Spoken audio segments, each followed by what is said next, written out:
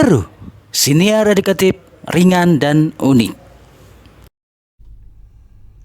Halo Nawa-Nawa Boys, piye kabar Ker? Ketemu lagi dengan kami di UPT Balai Diklat KKB Malang.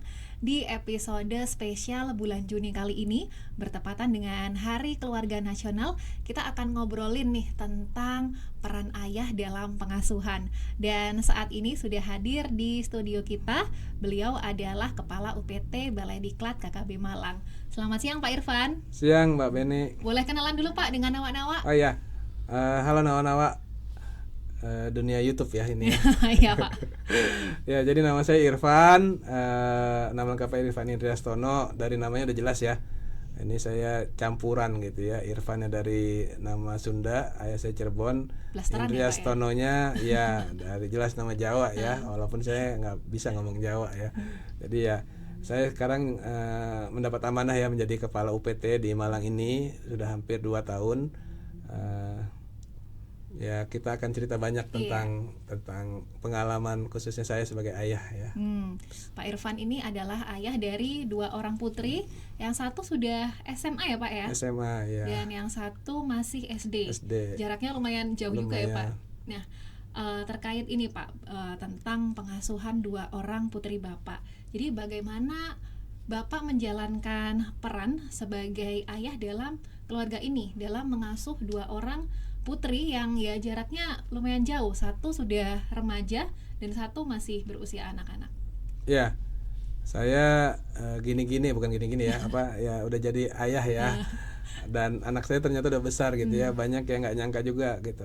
Sama istri saya juga ketika di jalan anaknya itu jadi kayak adiknya gitu ya, karena besarnya nggak jauh beda.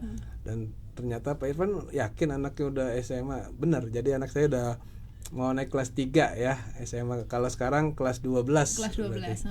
Ya tahun depan mudah-mudahan insya Allah bisa masuk kampus ya, perguruan tinggi kuliah. Dan yang satu adiknya itu saya panggil biasanya si kakak ya.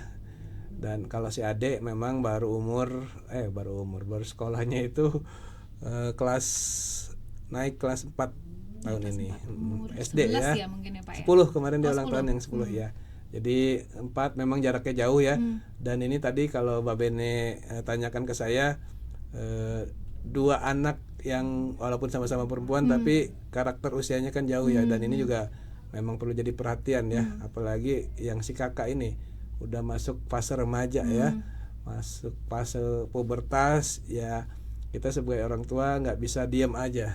Jadi ya harus apa ya, harus nimbrung lah, harus mau tahu aja si kakak lagi ngapain, si kakak kalau pergi sama siapa, itu ya harus gitu ya kita tanyain. Karena kalau kita cuek aja, diam aja, ya kontrol nanti dari kitanya juga kayak nggak ada kontrol gitu. Jadi ya kita harus terus tanyakan, ingatkan.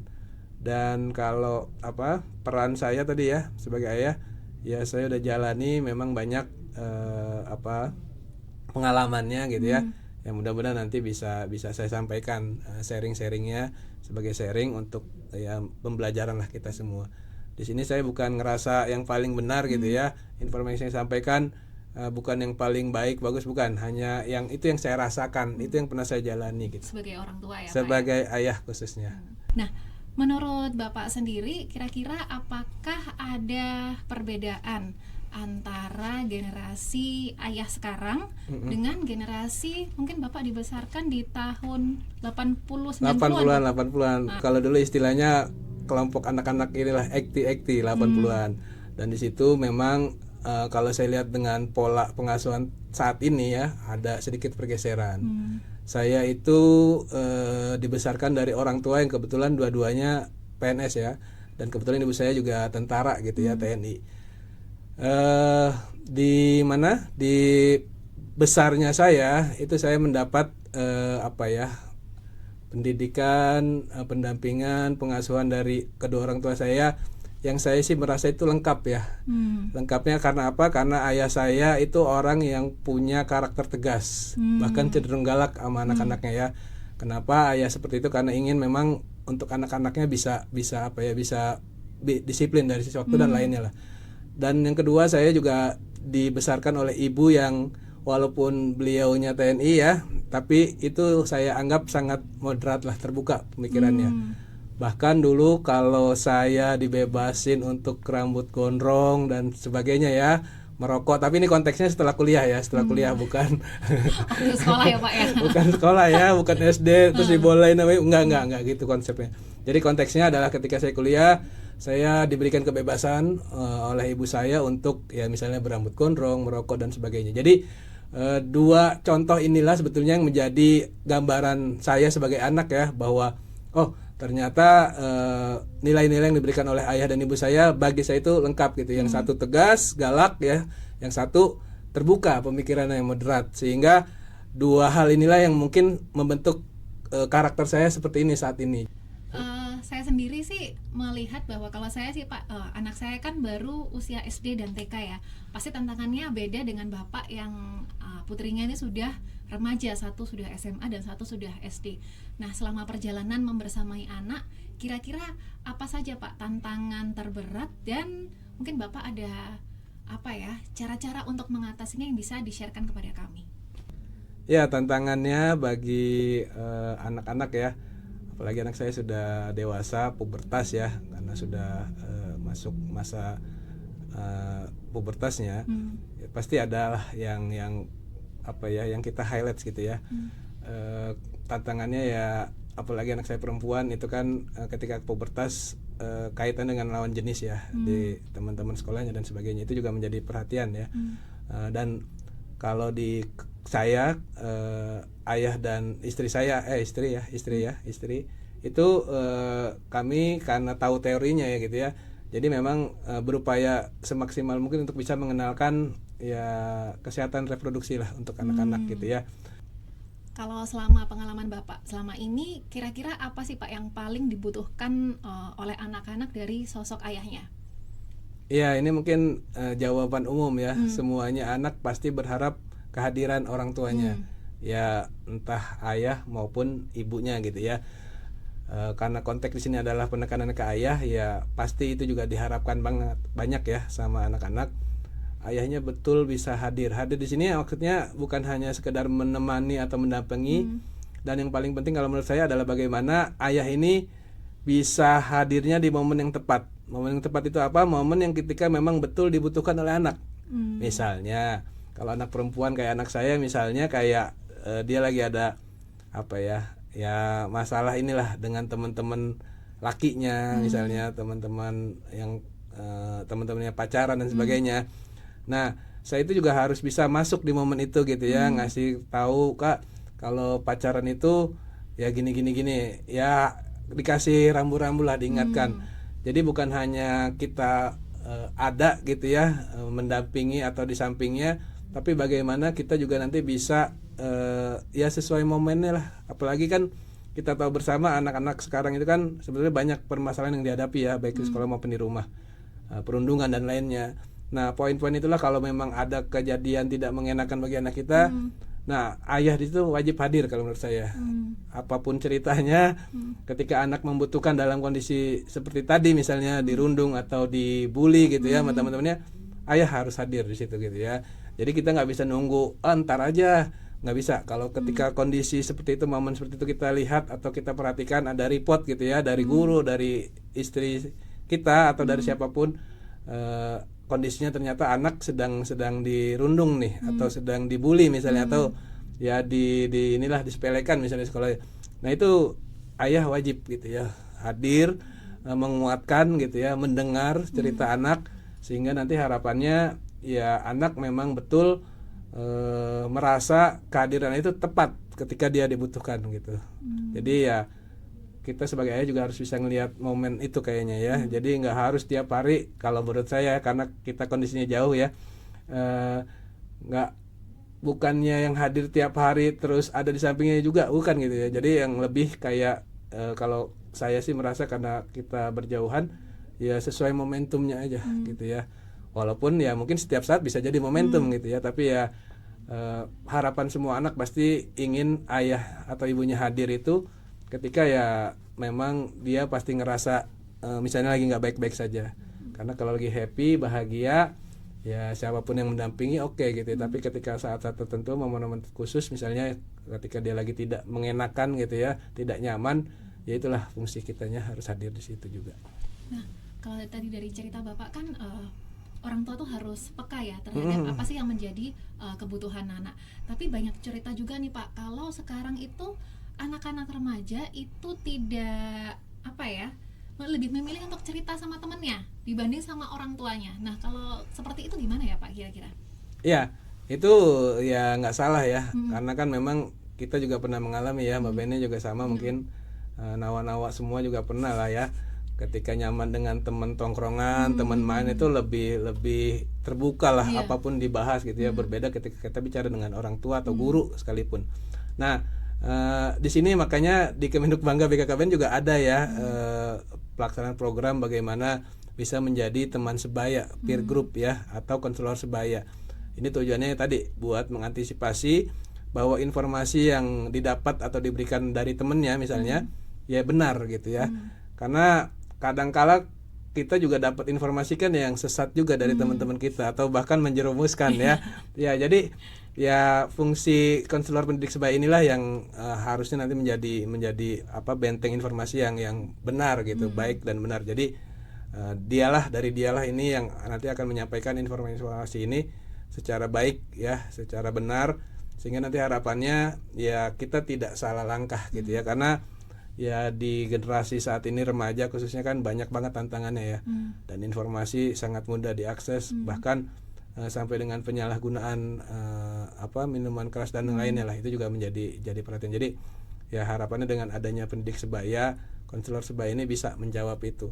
Dan yang paling penting tadi ya mungkin bagi orang tua ya harus bisa kayak siap mendengar mungkin ya. Jadi teman gitu mungkin ya. Teman. Kalau teman iya, saya lakukan ke anak saya itu teman. Makanya anak saya kalau ke saya kadang kalau orang yang nggak tahu konteksnya kayak kurang ajar gitu ya. Kayak saya tanya lagi ngupil gitu, kayak gitu kan. Tapi nggak apa-apa, itu kan memang cara saya untuk bagaimana saya bisa diterima sama anak saya, bisa sebagai teman gitu ya, dianggap teman. Jadi dia nggak sungkan, nggak malu-malu lagi untuk memulai obrolan atau memulai komunikasi apapun ya. Silahkan, mau itu konyol gitu misalnya ya, mau itu lucu-lucuan atau bahkan yang jelas saya memposisikan diri saya selain sebagai ayah ya sebagai teman gitu ya. Karena dengan begitu harapannya anak juga bisa terbuka bisa kita ke orang tua ya. Nah, selama ini Pak ada nggak momen yang paling berkesan dan membekas di Bapak sebagai orang tua? Ya sebagai ayah jelas ya, mungkin ini dirasakan juga oleh semua ayah ya. Ketika kehadiran anak pertama mungkin ya. Anak pertama itu kan wah luar biasa lah, dari yang namanya nggak ada menjadi ada ya. Ngelihat bayi itu ngok, terus ya kalau bicara di istilah Sunda itu keluar ngok gitu ya, keluar jadi wujud gitu ya bayi. Terus itu kita sadar itu anak kita gitu. Nah itu memang waktu periode yang ya mungkin nggak bisa digambarkan ya dengan kata-kata, karena semua kalau saya alami perasaan itu semuanya campur aduk tuh ya. Ya seneng, ya takut gitu ya. Bahkan kalau kita yang muslim ya, laki-laki kan harus diajarkan untuk mengazani anak gitu ya. Itu ada juga yang latihannya lancar, di luar kepala biasanya ngajanin di masjid, tapi ketika ngajanin anak mandek gitu ya. Hayalah sholah, hayalah somat, ya bisa aja kan gitu ya. Jadi enggak ya intinya bahwa untuk menjadi seorang ayah nggak mudah gitu ya, dan momentum kelahiran anak pertama khususnya, walaupun anak kedua, anak ketiga juga tidak kalah ininya ya, tapi ya itu menjadi bagian yang paling berkesan lah, dan kuncinya pengingat buat kitanya selain kita bersyukur ya punya anak gitu ya, dikasih rezeki berupa anak, yang kedua ya kita juga harus ingat yang melahirkannya ya.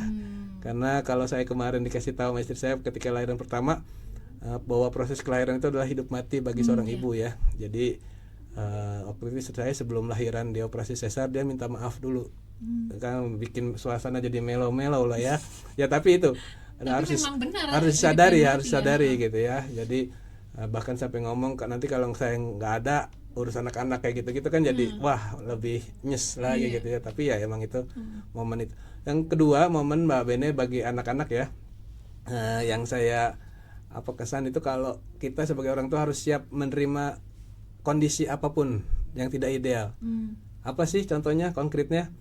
Misalnya mendengar waktu itu anak saya masih umur berapa ya? Kecil lah, umur 4 tahun mungkin 3 tahun. Didiagnosa itu kena penyakit berat seperti kayak TB. Kalau diagnosa dokternya itu TB kelenjar ya. Jadi ada tonjolan di belakang kupingnya. Itu diagnosa dokter pertama itu TB kelenjar. Dan kalau TB kelenjar itu semua TBC ya, treatmentnya adalah minum obat 6 bulan. Terus menerus. Kalau bolong satu ulang lagi. Dan itu ya hal yang berat lah untuk anak-anak bisa minum obat rutin ya, karena yang saya tahu dan istri saya juga pahami gitu karena dia orang psikologi, ada titik jenuh anak gitu ya untuk misalnya melakukan rutinitas apapun itu, apalagi minum obat ya yang tidak mengenakan. Di situ ya ngerasa kayak apa ya ngelihat atau mendengar diagnosa dokter sakit berat itu sebuah apa ya mungkin cobaan ya, proses-proses ya. Akhirnya, dan waktu itu saya sih masih punya keyakinan kuat bahwa anak saya itu sebenarnya jarang sakit ya, sampai umur 2 tahun atau 3 tahun tuh dia kalau sakit demam, anget, batuk itu bisa dihitung lah. Dalam setahun tuh cuma 2 kali, sekali. Akhirnya saya second opini ya dokter, dan ternyata diagnosanya bukan itu dan tidak itu ya. Jadi ya sehat saja. Mungkin dalam konteks budaya pengasuhan biasanya kan lebih banyak peran ibu ya Pak dalam proses pengasuhan. Tapi sebenarnya kerjasama antara ayah dan ibu tuh juga sangat penting dalam proses pengasuhan. Nah, kira-kira bagaimana Bapak menerapkan kerjasama pengasuhan antara Bapak dan juga istri? Ya, kerjasama ya Mbak Bene ya. Kerjasama kalau mungkin istilah saya, kita berbagi peran ya. Jadi antara ayah dan ibu, saya dan istri saya itu ya berbagi peran lah. Dan kalau saya ya harus dilakukan gitu ya. Dan istri saya juga selalu mengingatkan saya gitu ya, bahwa peran ayah, tugas ayah kalau menurut agama ya Islam itu bagaimana ayah itu harus ada, harus hadir gitu ya ketika mengingatkan misalnya waktu beribadah sholat. Itu fungsinya ayah gitu ya. Tujuannya agar anak bisa dapat nilai disiplin dari ayahnya, karena kalau itu dilakukan oleh ibu secara teori katanya nggak bisa maksimal gitu ya. Jadi memang itu harus dilakukan oleh ayah. Yang kedua, hal-hal yang terkait dengan pengambilan keputusan itu juga harus diajarkan ya. Anak akan melihat keputusan yang diambil oleh ayahnya gitu ya, pilihan-pilihan keputusan dan sebagainya, sehingga nanti harapannya anak itu bisa mengambil keputusan yang tepat gitu ya, dengan melihat berbagai plus minusnya, kurang lebihnya gitu ya, resikonya apa, itu juga harus ayah yang mencontohkan. Jadi memang banyak hal di teorinya bahwa ayah itu harus ya hadir, bukan hanya ibu. Dan konkretnya tadi saya sering bicara konkret ya, karena ya itu yang sudah saya lakukan misalnya ya. Jadi kayak saya sekarang ya harus hadir gitu ya untuk disiplin, untuk ketegasan gitu ya, keberanian anak untuk bisa ngambil keputusan, untuk berani itu ayah yang harus ngasih nilainya gitu ya, dan lain sebagainya lah. Jadi kalau kita lihat teorinya kemarin Bu Aisyah kan ya di proses pendampingan ayah ibu, kalau fungsi ibu diantaranya yang saya ingat nih ya, memberikan kasih sayang dan sebagainya. Jadi ya ayah di situ harus hadir. Dan ini juga yang saya perlu ceritakan ya ke semuanya. Jadi anak saya itu sering banget bukan berantem sih, tapi kayak ngomong keras gitu ya sama ibunya gitu, sama istri saya. Dan itu jadi hal yang rutin gitu ya, kayak habis itu mereka baikan lagi, bercanda lagi, terus marah-marahan lagi gitu ya. Nah, saya pernah satu saat gitu ya, karena mungkin saya kondisinya tidak tidak fit gitu ya, capek atau sebagainya misalnya, sempat ngebentak anak saya gitu ya, jadi emosi yang mungkin tidak terkontrol. Saya kerasin nada suara saya. Itu anak saya kalau mau tahu marah sama sayanya itu seminggu saya didiemin ya. Iya. Karena nggak biasa gitu kali Pak. Iya. Karena saya kan saya merasa sih orang yang sabar ya, tapi ada saatnya kan waktu itu mungkin terlepas gitu ya, kayak ngemarahin anak atau bicaranya kita rada keras gitu ya, dan itu anak saya juga jadi kaget gitu ya, si kakak tuh. Dan saya didieminnya ya sekitar 4 hari 5 hari lah. Ya nggak diajak ngomong gitu ya, marah lah intinya saya. ya dari situ kan kelihatan ya bedanya ya. Ketika sama ibunya tadi saya cerita bisa kalau bahasa Sundanya paguntreng ya. Paguntreng tuh ya Baikan bukan agak marah-marah, ngomel-ngomel berduaan ah. gitu ya, kenceng. Habis itu baikan lagi, besoknya kayak gitu lagi. Ya itulah memang fungsi ibu gitu ya. Jadi mungkin dengan ngomong keras apa beda pendapat dengan ibu itu bagi anak ya udah biasa gitu ya. Tapi ketika itu dilakukan oleh ayah, walau cuman sekali ternyata nggak pas misalnya. Jadi ya itu sih ya, pengalaman yang saya lakukan, apa yang pernah saya jalanin. Jadi kayak ya memang harus kita antara ayah dan ibu harus sama-sama punya peran, bagi peran, dan poinnya bukan menggantikan tapi melengkapi. Ya kalau saya sih yang sebagai ayah ya, sebagai bapak-bapak kadang kan suka menyepelekan, udah digantikan aja oleh ibu, dilengkapi, tapi nggak, tetap kita sebagai ayah juga harus bisa hadir ya. Minimal luangkan waktu kita, dengarkan anak kita ketika dia bercerita, atau ya beraktivitas bersama lah ya, misalnya ya kalau sempat makan di luar ya silahkan gitu ya. Tapi kan kalau makan di luar terus tiap waktu juga Boncos, nanti iya saldo kita habis ya. Ya artinya bahwa nanti kebersamaan kita dengan anak-anak ya bisa dimulai dari rumah kita juga dulu gitu ya. Misalnya kalau saya waktu itu sama anak saya itu sering nyuci mobil bareng ya. Ya entah kalau yang mungkin cuci motor ya. Iya. Anak-anak kecil kan kadang seneng ya, dia seneng basah-basahannya padahal. Tapi ya nggak apa-apa kita ajak libatkan. Bahkan kalau sekarang ketika saya misalnya pulang ke Bandung saat ini, saya itu membiasakan mulai ya di Sabtu Minggu atau Sabtu atau Minggu ya, bukan di Sabtu Minggu 2 hari, bukan di satu hari aja, Sabtu atau Minggu kita keluar gitu ya, olahraga, kayak kalau sempat olahraga jalan kaki sama cari makan, kulineran dan sebagainya. Jadi ya itu jadi agenda pagi hari kita, sehingga ada aktivitas kita di luar rumah, ya aktivitas bareng-bareng juga ya, walaupun cuman cari makanan, jajanan-jajanan kecil misalnya. Jadi ya banyak hal lah yang bisa kita coba untuk bisa ya barengin anak-anak kita, hadir di mereka di waktu-waktunya mereka. Nah, banyak ayah yang merasa nggak punya cukup waktu nih untuk meluangkan waktu bersama keluarga. Kalau menurut Bapak sendiri, kira-kira memang yang lebih penting itu antara kualitas kebersamaan atau kuantitas nih yang lebih penting? Kalau yang saya rasakan dan alami saat ini ya, saya pasti jawabnya ke kualitas ya. Karena apa? Karena ya tadi seperti disampaikan di awal ya, karena saya berjauhan ya. Anak istri saya di Bandung, saya di Malang. Jadi kalau saya sih ya lebih concernnya ke kualitas ya. Bagaimana ketika nanti saya pulang itu waktu saya betul gitu buat keluarga, buat anak. Kalau istilah anak-anak sekarang apa, family time ya. Jadi semuanya full.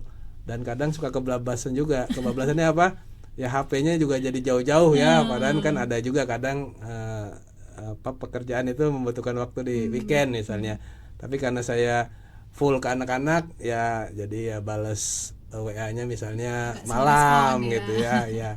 Jadi ya saya sih lebih titik beratnya kebersamaan ketika pas ada momen bareng-bareng. Mungkin beda ya dengan yang bisa ketemu tiap hari, treatmentnya seperti apa juga akan berbeda. Tapi yang saya rasakan ini ketika saya pulang ke Bandung, ya itulah waktu-waktu yang bisa saya isi ke anak-anak ya, ke istri saya dan sebagainya. Banyak ya yang bisa kita manfaatin. Bahkan sampai kayak ada ritual nih Mbak Bene kalau di keluarga saya.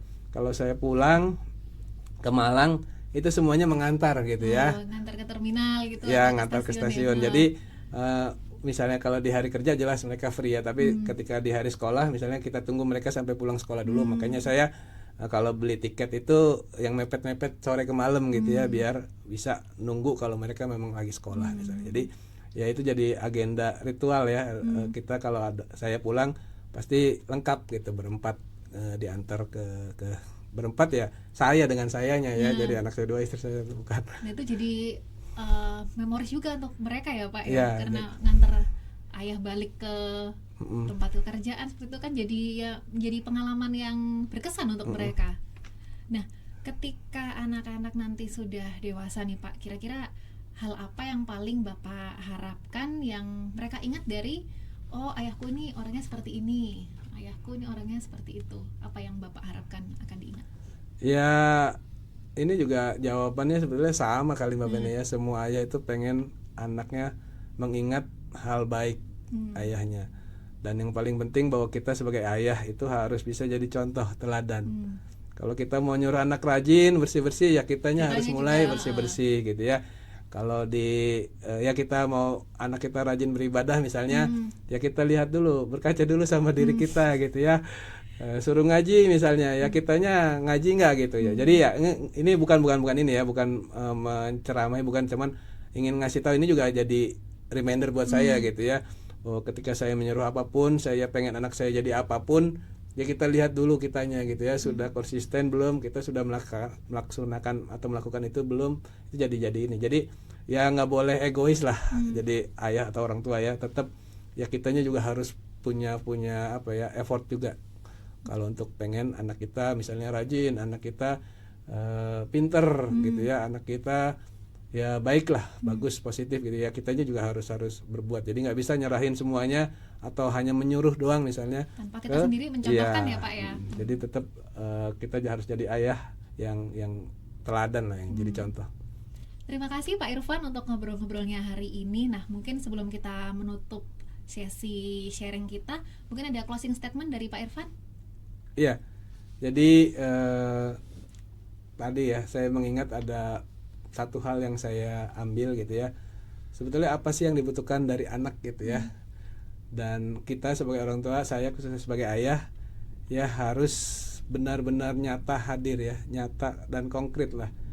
Kenapa? Karena ya dari kita selaku orang tua lah yang nanti sebetulnya akan membentuk anak kita mau jadi apa ke depannya. Jadi ya tergantung kitanya, dan peran kita di situ harus kita jalankan gitu ya. Bagaimana kita bisa menanamkan nilai-nilai ya, nilai-nilai yang baik, nilai-nilai yang positif, yang produktif juga ya, sehingga nanti harapannya anak-anak ya ketika besar akan terbentuk sebuah karakter yang memang kuat misalnya, yang memang gigih gitu ya. Dan itu kan tidak bisa dibentuk oleh proses yang lembek, yang lemah. Jadi ya kita sebagai orang tua khususnya ayah harus mulai mencoba lah, mencoba lah apapun yang kita lakukan untuk anak-anak kita itulah yang terbaik gitu ya. Jadi jangan takut, jangan malu untuk memulai gitu ya. Apalagi di Kemenuk Bangga sekarang ada gerakan mengambil rapot, gerakan mengantar anak sekolah gitu ya, untuk anak-anak yang baru sekolah dan sebagainya. Itu menjadi bagian pengingat kita semua. Jadi ya kita harus bisa bukan introspeksi sih. Jadi mendorong diri kita, khususnya ayah-ayah ini ya harus lebih banyak meluangkan waktunya gitu ya. Untuk terlibat ya Pak. Ya, di luar pekerjaan dan hobi ya. Kadang ada juga ayah-ayah yang full hobi, misalnya mancing misalnya ya, bukan ke konotasi negatif bukan. Cuma ya kalau bisa hobinya bareng-bareng gitu ya dengan anak. Kalau bisa hobinya di rumah sehingga masih bisa menemani anak dan sebagainya. Ya terakhir mungkin di momen yang berbahagia ini, kalau di kita kan Mbak Bene ya, Kemenuk Bangga BKKBN, kalau dulu zaman angkatan saya 2006 itu nyebutnya kalau harga nasi itu kayak analoginya ulang tahun ya, ulang tahunnya BKKBN lah. Nah di 29 Juni tahun ini kita juga akan merayakan ya. Jadi saya ucapkan selamat Hari Keluarga Nasional ke-33 tahun 2026 ini, Hari Keluarga Nasional ya, Harganas. Dan informasinya akan terpusat upacara kita di hari H tanggal 29 itu di Jogja ya. Temanya Harganas tahun ini tegas dan jelas sebetulnya. Apa Mbak Bene? Ayah wajib hadir. Ya, jadi ini penguatan ya, pengingat buat kita ayah-ayah khususnya. Dan satu hal lagi mungkin mengingatkan kita semua bahwa untuk menjadi seorang ayah tidaklah mudah. Jadi ya kita perlu persiapan, perlu belajar gitu ya. Dan ya kita terus explore lah informasi, wawasan kita, bagaimana kita bisa menjadi gitu ya, menuju ke ayah yang memang baik gitu ya bagi anak kita. Karena menjadi orang tua tuh pelajaran seumur hidup ya Pak ya. Karena nggak ada sekolahnya ya, katanya nggak ada kampusnya, nggak ada kelasnya, makanya terus selama hidupnya ya berproses belajar. Terima kasih Pak Irfan Nawa-nawa, semoga apa yang kita sharingkan hari ini bisa bermanfaat untuk nawa-nawa yang mungkin sekarang sedang struggling menjadi ayah, atau mungkin para calon ayah, biar bisa ada gambaran seperti apa sih menjadi orang tua yang hadir seperti itu. Sampai ketemu di podcast episode berikutnya. Dadah.